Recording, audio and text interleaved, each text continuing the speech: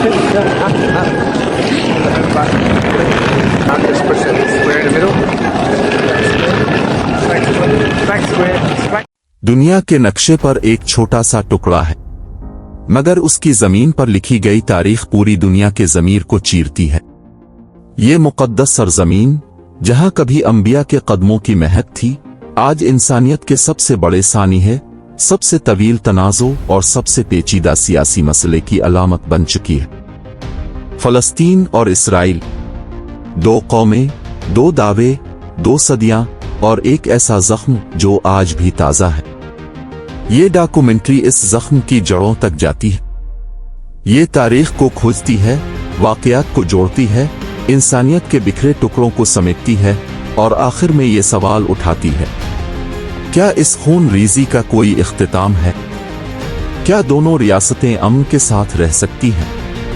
दुनिया इस मसले को देखकर क्या सोचती है और इस तनाज़ो का वाहिद मुनसिफाना हल किया है? आइए इस सफ़र आगाज़ करते हैं इस खाक से जहां सब कुछ शुरू हुआ। मुक़द्दस सरजमीन की कहानी, हज़ारों साल की तारीख।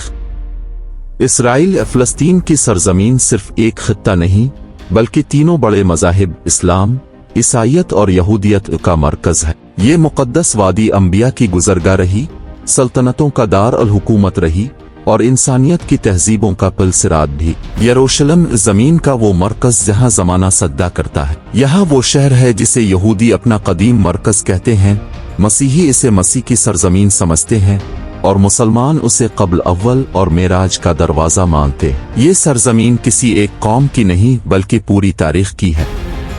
400 साल तक फ़लस्तीन सल्तनत उस्मानिया का हिस्सा रहा।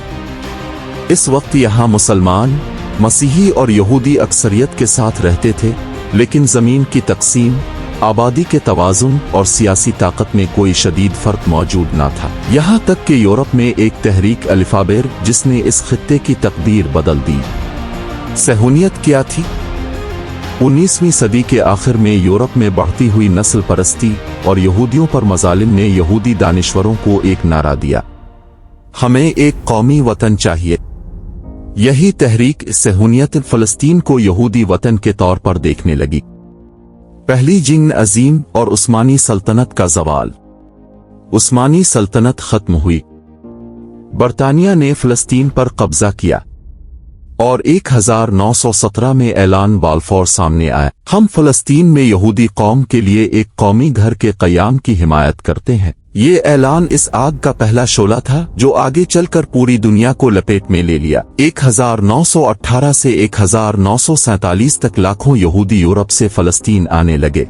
फ़लस्तीनियों को डर था कि उनकी ज़मीन छिन जाएगी, उनकी आबादी अक़लियत बन जाएगी, उनकी रियासत ख़त्म हो जाएगी। तनाज़ो बढ़ता गया, तसादुम होते गए और बरतानिया मसला संभाल ना सका। आखिरकार मामला अक़वाम मुत्तहिदा के पास चला गया। अक़वाम मुत्तहिदा ने फ़लस्तीन को 2 हिस्सों में तक़सीम करने का मंसूबा पेश किया। यहूदी रियासत 56% इलाका, अरब फ़लस्तीनी रियासत 44% इलाका। यरूशलेम बैन अल अक़वामी शहर।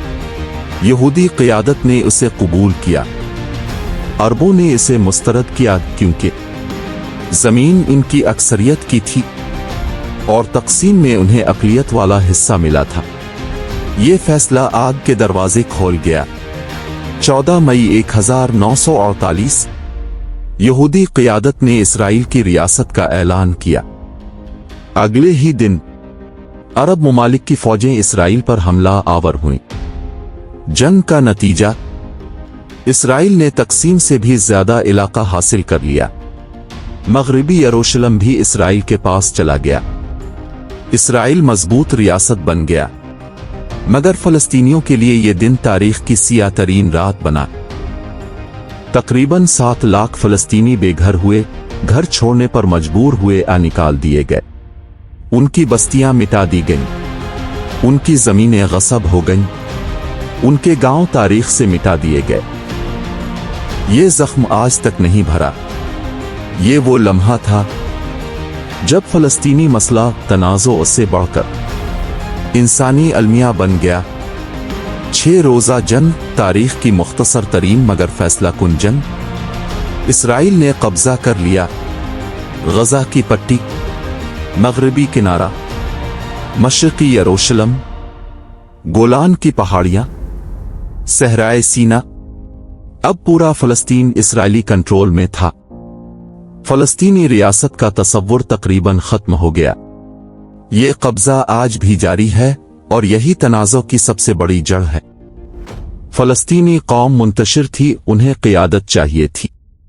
1966 में PLO बनी और यासिर अरफात फलस्तीनी जिदोजहद का चेहरा बन गए। लबनान की जंगें, अंतफाजी और आलमी तहरीक। पहली अंतफाजा 1987, फलस्तीनी अवाम का अवामी बगावत, जिसने दुनिया को फलस्तीनियों की आवाज सुनने पर मजबूर किया।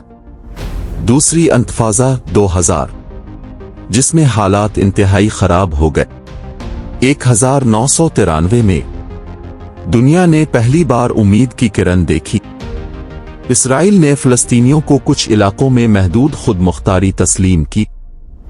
फलस्तीनियों ने इसराइल को रियासत के तौर पर तस्लीम किया, लेकिन जल्द ही आबादकारी, सेटलमेंट, यरूशलेम की हैसियत, सरहदें, पनाह गजीनों का मसला, इसराइली हमले, फलस्तीनी इंतकामी हमले, सब ने अमन के ख्वाब को तोड़ दिया। 2005 में इसराइल गजा से निकला, मगर हुदूद, रास्ते और समंदर का मुकम्मल कंट्रोल बरकरार रखा। 2007 में हमास का इक़्तिदार। इसके बाद मुसलसल मुहासरा, जंगें, भूख, बुनियादी सहूलतों की किल्लत, हजारों अमवात। गजा एक ऐसे कैद खाने में बदल गया जिसकी छत आसमान है और दीवारें बारूद से बनी है। मगरबी किनारे में इसराइल ने हजारों घरों और बस्तियों की तामीर की, फलस्तीनियों की जमीन पर आलमी कवानीन की खिलाफ वर्जी के साथ और अमन मुज़ाकरात को नुकसान पहुंचाते हुए।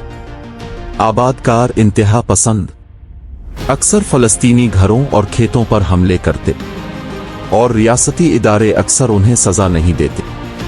ये सब कुछ फलस्तीनियों में शदीद गुस्सा पैदा करता है। 2023, 2024, 2025 की जंगों ने दुनिया को हिलाकर रख दिया। अस्पताल तबाह, बच्चों के स्कूल मलबा, पूरे खानदान मिट गए। पानी, बिजली, खुराक बंद, मीडिया की पाबंदी, नस्ल कशी के इल्जामात, आलमी अदालत में इंसाफ में मुकदमात। ये वो दौर है जिसने इसराइल की पॉलिसियों पर आलमी सतह पर शदीद तनकीद पैदा की और फलस्तीन के लिए आलमी हमदर्दी बढ़ाई। इसराइली अवाम का भी एक नुक्ताए नजर है जिसे समझना जरूरी है। हजारों साल की जलावतनी, यूरोप में जुल्म, होलोकॉस्ट का दुख, छोटा सा मुल्क दुश्मनों से घिरा हुआ, दहशतगर्दी का खौफ। ये खौफ इसराइली सियासत को हमेशा सख्त बनाता है। लेकिन सवाल यह है, क्या एक कौम का खौफ दूसरी कौम की आजादी छीनने का जवाब बन सकता है? फलस्तीनियों का मौक़िफ़ वाज़ेह है। ये उनका वतन है, उन्हें बेघर किया गया, उन्हें रियासत नहीं दी जाती, उनकी जमीन पर कब्जे हैं, उन पर जुल्म होता है, उन्हें बुनियादी हुकूक तक नहीं मिलते। उनके लिए ये जंग सिर्फ जमीन की नहीं बल्कि वजूद की जंग है। मगरबी दुनिया, हुकूमतें इसराइल का साथ देती हैं। अवाम बड़ी तादाद में फलस्तीन के हक में है। यूनिवर्सिटियां, सड़कें, शहर सब एहतजाज से भरे रहते हैं।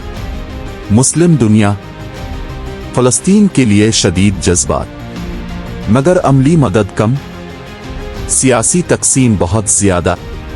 अक़वामे मुत्तहिदा, दर्जनों करारदादें, मगर कोई नतीजा नहीं। ताकतवर ममालिक अमन की राह में सबसे बड़ी रुकावट। आलमी इंसानी हुकूक तंजीमें, उनका मौक़िफ़ एक है। फलस्तीनी इलाकों में इसराइल का कब्जा बैन अल-अक़वामी क़वानीन के खिलाफ है। जंग की असल जड़ क्या है? अगर एक जुमले में जवाब दिया जाए, जमीन, कब्जा, शनाख्त, खौफ और तारीख। और शायद एक फलस्तीनी बच्चा और एक इसराइली बच्चा एक ही स्कूल में पढ़ते हुए, ये न जाने कि उनके दादा एक दूसरे के दुश्मन थे। ये सरजमीन जंग नहीं, इंसानों की है। ये तनाज़ो सियासत नहीं, इंसानियत का इम्तिहान है। अगर दुनिया चाहे तो ये मसला ख़त्म हो सकता है, अगर दुनिया ना चाहे तो ये आग सदियों तक जलती रहेगी। ये डॉक्यूमेंट्री इसी उम्मीद पर ख़त्म होती है कि एक दिन ये सरजमीन शहदा के खून नहीं, अमन के फूलों से महक उठेगी।